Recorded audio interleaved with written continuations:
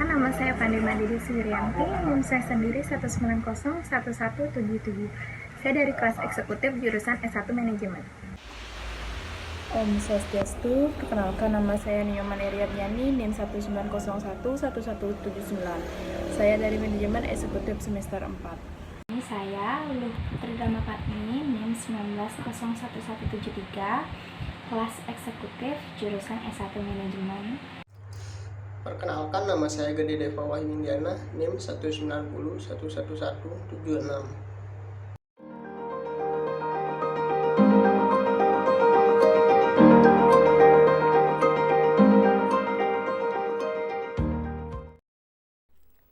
Prinsip-prinsip dasar dalam asuransi. Asuransi atau pertanggungan adalah perjanjian antara dua pihak atau lebih, yaitu pihak penanggung dengan menerima premi asuransi untuk memberikan penggantian kepada tertanggung karena kerugian, kerusakan atau kehilangan keuntungan yang diharapkan, atau tanggung jawab hukum kepada pihak ketiga yang mungkin akan diderita tertanggung yang timbul dari suatu peristiwa tidak pasti, atau untuk memberikan pembayaran yang didasarkan atas meninggal atau hidupnya seseorang yang dipertanggungkan. Dalam dunia asuransi, baik asuransi kerugian maupun asuransi jiwa memiliki prinsip-prinsip dasar yang menjadi pedoman bagi seluruh penyelenggaraan kegiatan perasuransian. Prinsip dasar dalam asuransi adalah sebagai berikut.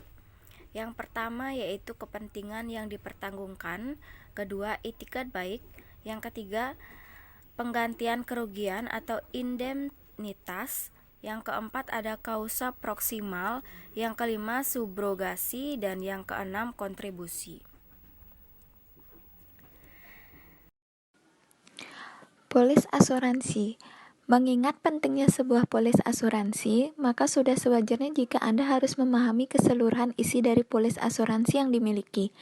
Hal ini akan menghindarkan Anda dari jumlah kerugian yang bisa saja muncul di hari yang akan datang akibat kurangnya pemahaman Anda terhadap semua detail yang tertulis di dalam polis asuransi yang Anda gunakan. Yang pertama itu ada memahami makna polis. Untuk setiap perjanjian perlu dibuat bukti tertulis atau surat perjanjian antara pihak-pihak yang mengadakan perjanjian. Bukti tertulis atau surat perjanjian. Baik, sekarang saya Luluh Putri Dhamapatni akan melanjutkan materi selanjutnya, yaitu penyerahan polis.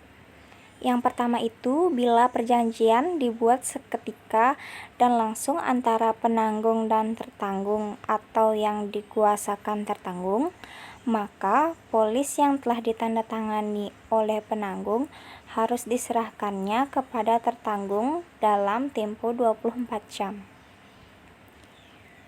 Yang kedua, jika pertanggungan dilakukan melalui maklar asuransi, broker, maka polis yang telah ditandatangani oleh penanggung harus diserahkan kepada tertanggung paling lama dalam tempo 8 hari.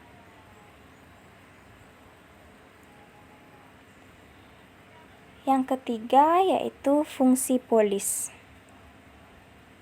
Pertama, ada fungsi polis bagi tertanggung. 1.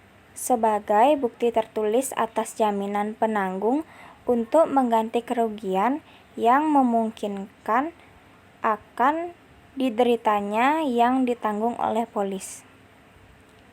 2. Sebagai bukti kwitansi pembayaran premi kepada penanggung. 3.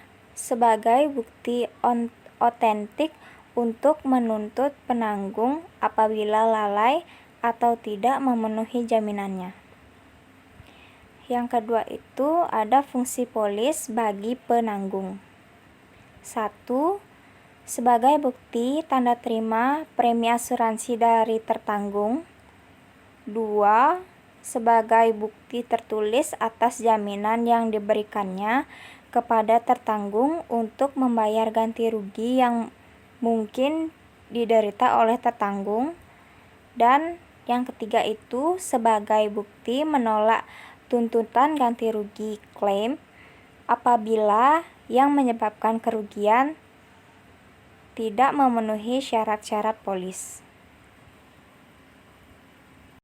Baik, yang dapat saya presentasikan selanjutnya adalah isi polis. Menurut ketentuan pasal 256 KUHD, setiap polis kecuali mengenai asuransi jiwa harus memenuhi syarat-syarat khusus seperti berikut ini. Yang pertama, hari dan tanggal pembuatan perjanjian asuransi.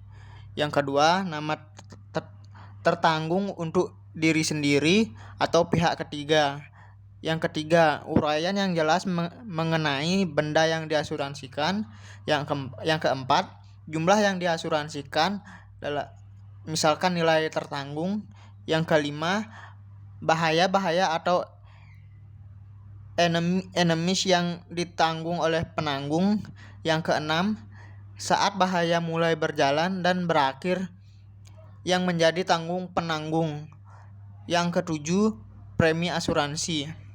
Yang kedelapan, umumnya semua keadaan yang perlu diketahui oleh penanggung dan segala janji-janji khusus yang diadakan antara para pihak, antara lain mencantumkan banker clause jika terjadi peristiwa yang menimbulkan kerugian, penanggung dapat berhadapan dengan siapa pemilik atau pemegang hak.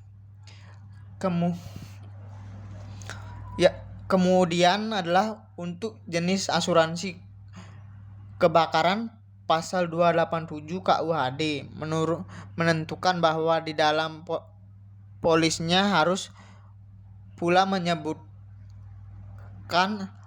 A. latar barang tetap serta batas-batasnya, yang B.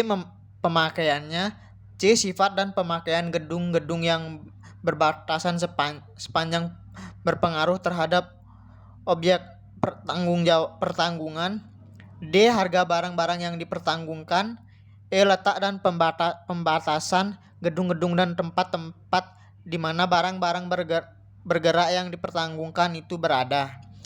Sekian yang dapat saya sampaikan. Jika ada kesalahan mohon dimaklumi.